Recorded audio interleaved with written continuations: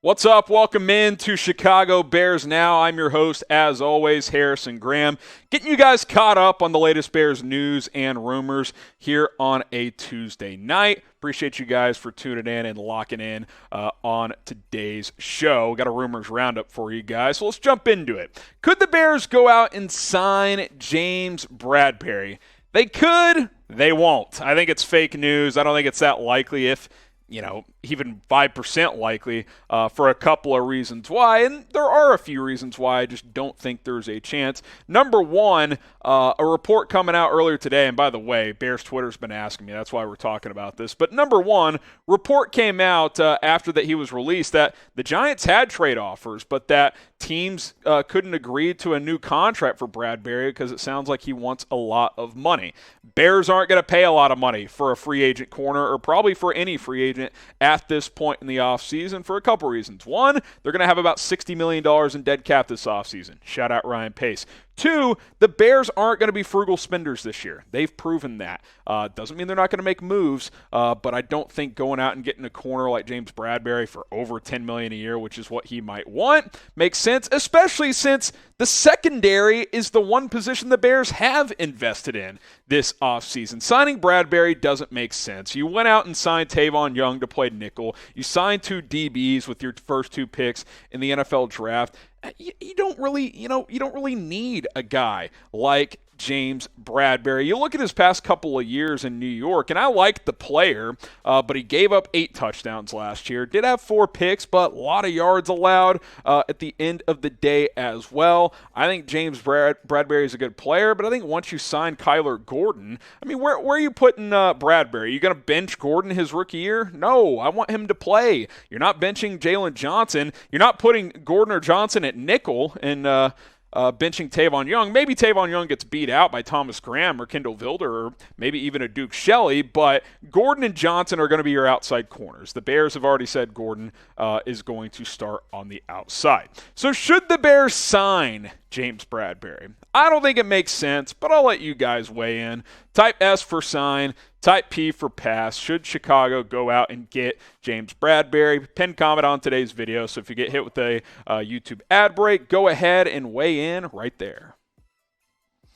Alan Williams, the Bears defensive coordinator, which I just mentioned, I may have slightly misspoke. I said that he said that Gordon would start at outside corner.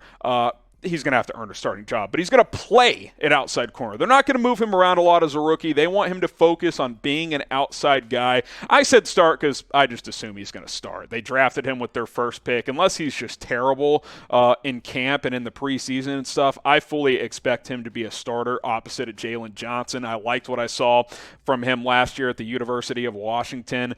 Teams only completed just over 50% of their passes when targeting him, and obviously they targeted him more than they targeted Trent McDuffie on the other side because he was a very good quarter as well, and Gordon more than held his own. A couple of picks, 7 pass breakups, less than 250 total yards, no touchdowns. Kyler Gordon, I think is going to be a stud in the NFL. And quite frankly, even if he's not better than Bradberry right now, which that's probably fair to say, right? Bradberry's played at a high level in this league. Gordon's proven nothing in the NFL. That being said, where the Bears are as a franchise right now, I would much rather play the rookie Gordon than go out and sign Bradberry and stunt Gordon's development. That would be a Ryan Pace move, where you're not really ready to win at a high level this year. Maybe you can compete and sneak into the playoffs, but play the rookie. See what he can do. Let him develop. That is what makes sense, and I think that'll be the outcome here. I don't think the Bears will go out and sign James Bradberry.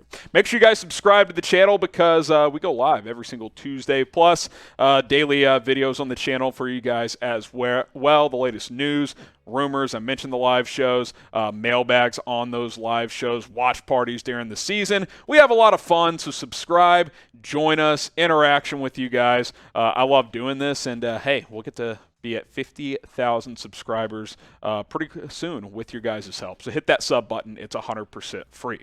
All right, rumor number 2 here on today's Bears Rumors Roundup. Robert Quinn, could he get traded to the Rams? One Smokin' Jay, this one was proposed by Bleacher Report. Obviously, Robert Quinn played with the Rams before, back when they were in St. Louis. But Bleacher Report put out an article of trades that should happen before the season, and they proposed a Quinn to the Rams trade. A couple of reasons why it would make sense for LA. Well, they lost Von Miller this offseason, so Quinn could be a natural replacement.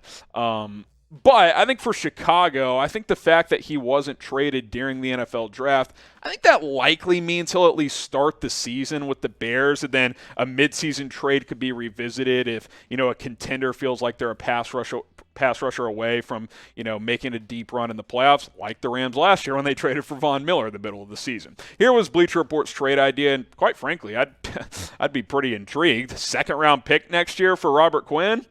Okay, that's pretty appealing if we're being completely honest, and I like Robert Quinn. But again, not that you're not trying to win at all this year, but you clearly haven't gone all in this year if you are Ryan Poles and Matt Eberflus and the Bears. This team will compete. I have no doubt about that. They're going to play hard every single snap of every single game, but this is a team that wants to build through the draft in the future. If you could get a second-round pick for Quinn, whether it's before the season or at the trade deadline, let's ride. I mean, I would take a second-round pick probably for Robert Quinn.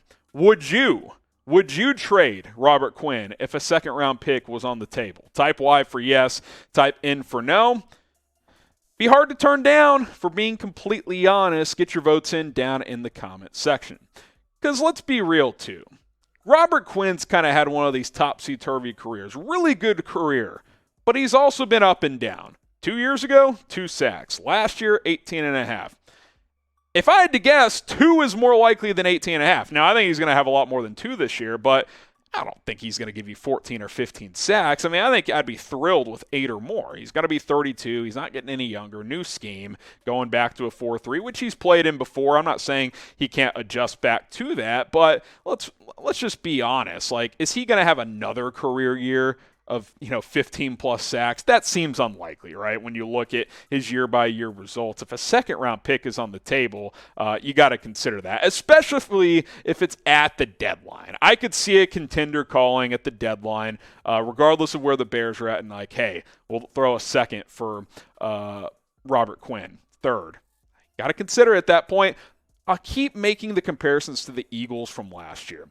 I think this Bears team could be like the Eagles from last year. They traded away Zach Ertz. They still rallied and made the playoffs because that was a young team with a first-year head coach. They got better and better throughout the NFL season with a young quarterback who got better throughout the season in Jalen Hurts. And by the way, I think Justin Fields has much more natural ability than Jalen Hurts. So even if they do sell at the deadline, doesn't mean this team can't win games and can't contend and sneak into the playoffs in 2023 or 2022, then obviously in 2023 as well. All right, we'll get to our last story here in just a moment, but we are going live on the Callin app tomorrow on Wednesday, if you're watching on Wednesday today, at 6 o'clock Eastern, 5 o'clock Central Time. The link is in the live chat for you guys to subscribe and join us for that. We actually had a call with the call-in higher-ups just recently. They were kind of roaming our YouTube channel and taking a look at some of our more popular commenters, and they said, hey, invite these folks specifically to come join the Call-In show because they comment a lot on YouTube. We want to bring them over to Call-In as well. So if I mispronounce any of these, I apologize, but shout out to all of you. You guys have been commenting a lot. And if you're not on this list, hey, keep commenting more. You can be on the Power Commenters list as well, and obviously everybody's invited to this call-in show on Wednesday. Mike Jarmaluk, we got number one Bears fan Tony Lombardo, Karen Downing, RJ King Shark. We got Steve Billings, Franz Dorenzo, Broski Bear, Josh Hickman, and Robert Gardes. Hey, we will be live on Callin tomorrow, Wednesday night, 6 o'clock Eastern, 5 Central. The Callin app, by the way, for anyone who is not aware, we've been plugging it for the past couple of weeks. It's like Twitter Spaces meets podcasting. There's a caller queue. You guys can call in, ask your questions. We can talk back and forth, sports radio style. It's a lot of fun. I've enjoyed the first couple of episodes that we have done, and we're going to do a show once a week live over there. Chatsports.com/BearsCallin. Subscribe. Join us on Wednesday night. All right, next story here on our Bears Rumors Roundup. Nick Kwiatkoski, how about signing the former Bear? One Smokin' Jay, I could see it still potentially. Kwiatkoski, a couple of you guys have been asking about me. What's he been up to? Could he still be an option?